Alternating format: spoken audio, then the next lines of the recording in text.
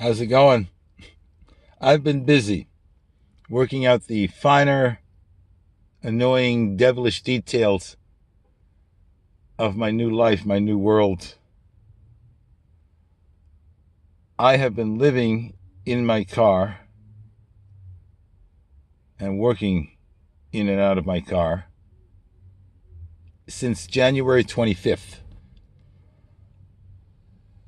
I still had access to the house. I had a little trick up my sleeve and I was able to get an extension on the lockdown for a few weeks. And I popped into the house here and there to check in on things, to see who was still there, because I had some people staying with me at the house. And my last time at the house was January 28th. And I was only there for a couple of hours after work. I left before 9 at night. And then the morning of January 29th, the police finally came and locked everybody out of the house. I wasn't there when it happened. I didn't want to be there when it happened. But from what I was told from those who were there, still staying in the house, it wasn't pretty. And it's all part of the story that I've been telling you about, that there's a story to be told, and I'm going to tell that story very soon in another video. But there's a couple of things I want to get off my chest. For one, what I'm doing, I want to do. Yeah, I can go out and rent and pay crazy money for a room and once more live with people. I've been living with people my whole life, as I've explained in another video, a previous video.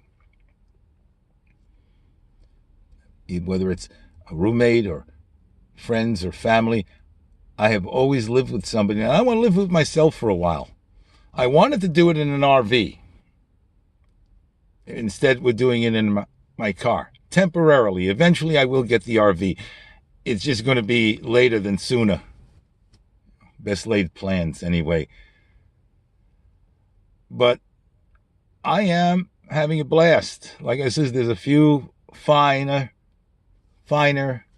annoying, devilish details that I'm still working out, that I've been busy working out.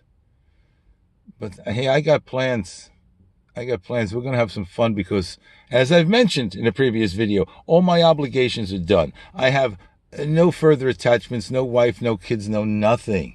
It's just me now. I'm free. In fact, I just went out and bought a brand new camera battery, something I've been wanting to do for a while because I plan on taking some trips to San Diego. It's been a long time since I've been to the San Diego Zoo, and I have never, ever been to the Long Beach Aquarium or even SeaWorld. Places I've never been that I want to go. And I can't remember the last time I was at Vegas. The last time I was in Las Vegas, the mob still ran the place. The Mirage wasn't even built yet. There was just a sign that said future site for the Mirage. It wasn't even built yet. Things I want to do. But, we're having a blast. And I'm tired. I'm sorry. Just saw my shiny head there for a while, didn't you? I'm tired. I'm tired of being second guessed. I'm tired of people thinking that I'm not happy, that I'm miserable. No, I'm not. I'm working. I've got a job. I'm making decent money. I'm paying down some bills and final expenses with my mother. But I'm having a blast. I really am. I'm enjoying myself. And I know people are telling me, I've had people tell me, well, this isn't really a viable way to live. Even living in an RV, that's not a viable way to live. As opposed to what? What are you, retired?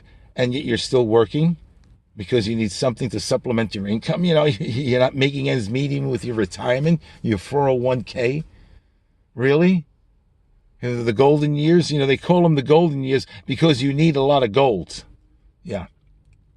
Really? How about the guy with the wife and 3.5 kids? I always got a kick out of that statistic. 3.5 kids. Where'd that half kid come from? No, really. What was this, like King Solomon in reverse?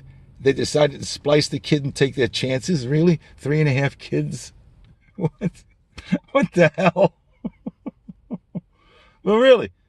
You got the guy with the wife and 3.5 kids. working on his fourth mortgage, in hock up to his neck,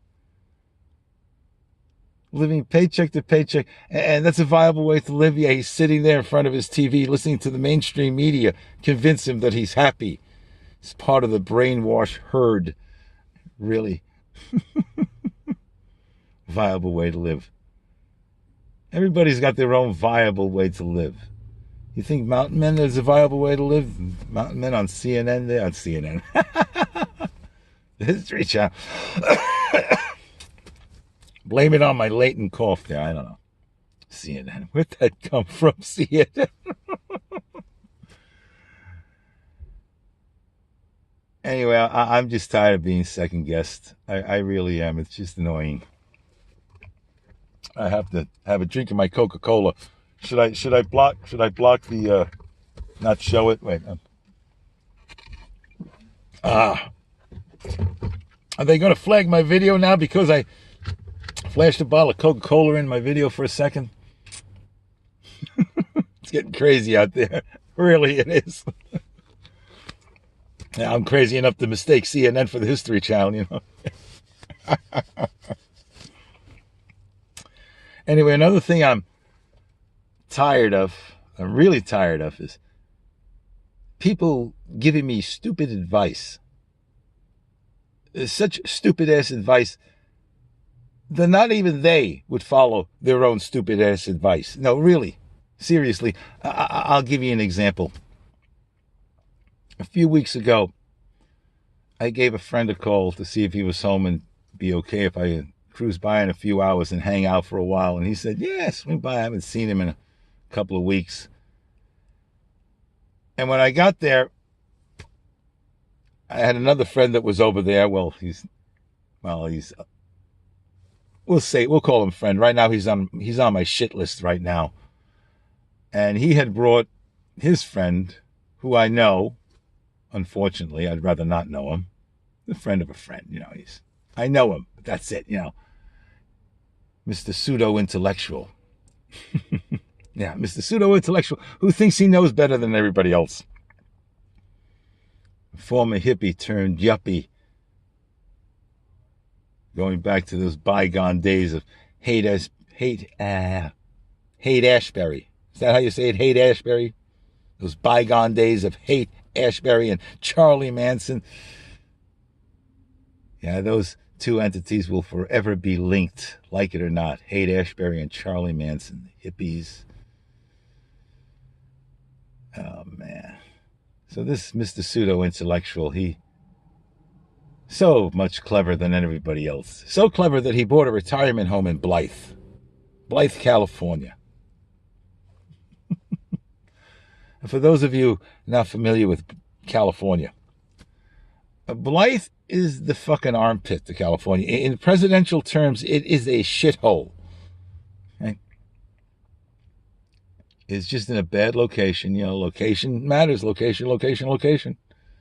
And this is in a bad location. It's a terrible place. There's like about 2,000 people.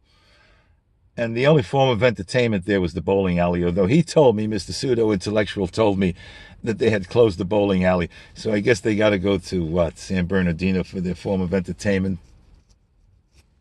Watch the Hells Angels roll through the streets. There used to be a hotel there. I don't know if it's still there. I didn't ask him. The only hotel in town. I had another friend who got a job in that hotel. He went to college and got a business degree, and he wanted to get into hotel management. And he was all excited that he got a job as a hotel manager in Blythe. I said, Blythe? Really? Seriously? He says, have you ever been to Blythe? He says, yeah, I know, but you know, it's experience, something to put on my resume. I says, are you that desperate to put something on your resume? Blythe? Really? You're not going to last 3 months. I was off by 1 month. He came back in 2. Blythe is the gateway to the kingdoms of Satan and Hades. It is a hellhole. But Mr. Pseudo-intellectual, he bought a retirement home there because it's cheap. Of course it's cheap. Nobody wants to live there. Hello? I mean, really, are you that cheap? I mean, you could have went another 5-10 grand and bought a house in Riverside. God. God. Blythe. Mr. Pseudo-intellectual. Former hippie turned yuppie. Going back to those bygone days of Haight-Ashbury and Charlie Manson. There, I said it right. God. And I rehearsed it and I still fucked it up.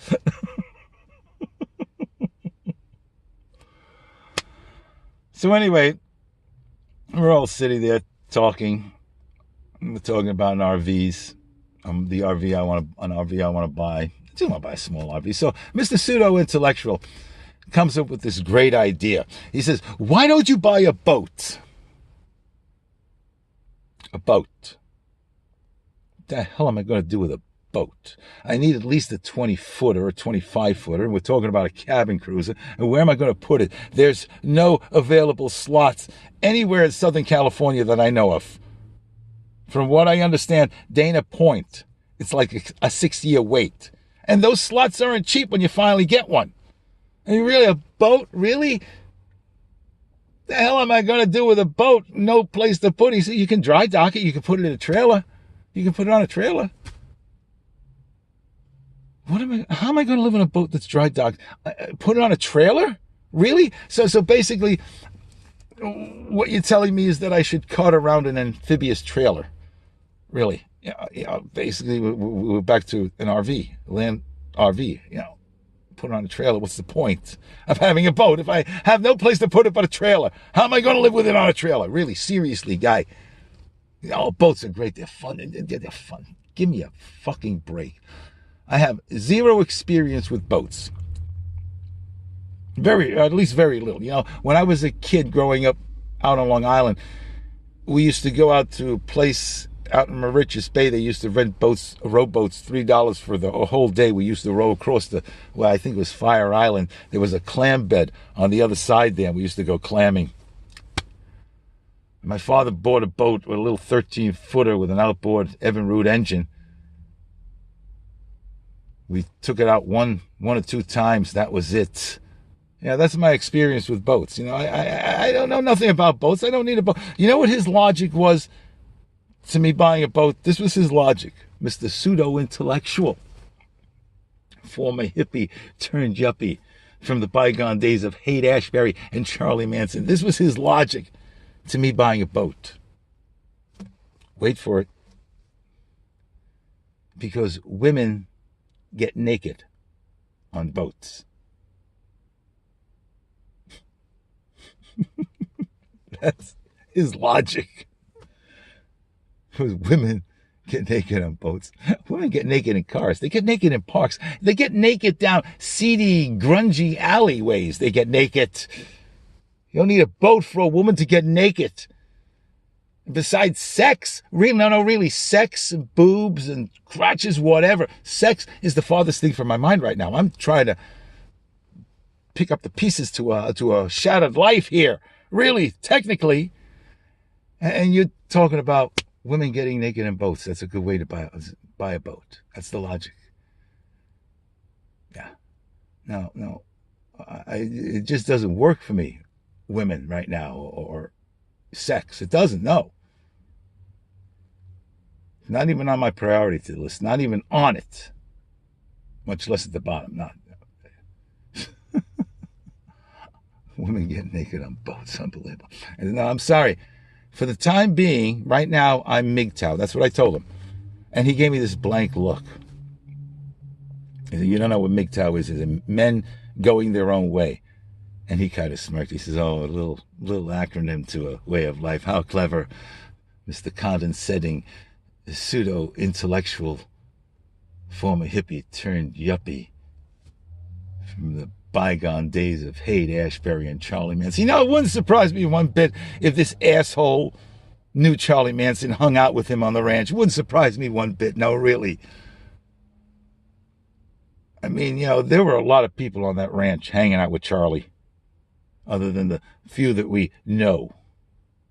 Out here in California, every once in a while, I come across some guy, some person, It's got that look. It goes back to that time, and you say to yourself, was he on that ranch with Charlie? He very well could have been. And then you come across some people that have that look, and there's no doubt about it. Oh, yeah, you were on that ranch with Charlie, you piece of shit. Chicken shit motherfucker. Yeah, it wouldn't surprise me one bit if Mr. Pseudo-Intellectual hung out with Charlie Manson. It wouldn't have surprised me one bit. This fucking asshole by a boat.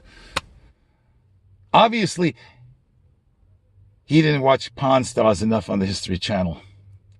How many times that they buy a boat, and the guy that restores boat tells him, boat stands for bust out another 1,000. They ain't kidding. They ain't kidding. Yeah, a boat. Unbelievable. So, this is what I'm tired of. This is what I'm tired of dealing with. People second guessing me. He was serious too. He wasn't kidding. He was serious. And the thing that makes me laugh is that he wasn't the first one to suggest that. Someone else suggested too, a customer, a boat. But he was a little more reasonable than Mr. Pseudo-Intellectual. I told him, where am I going to put it? There's no slots available. He says, yeah, this is true. Oh, well. What's the thought? That's the way it should have been with Mr. Pseudo-Intellectual, but no. Because he's a pseudo-intellectual. He thinks he knows better. That's why he bought a retirement house in Blythe. Oh, God. Anyway, I think that's about it for now. As soon as I get my bearings straight, or that my ducks in a row and everything straightened out, I'm hoping to make more videos. Hoping. I've said that before, haven't I? Anyway, thanks for stopping by, for tuning in, and we'll talk again.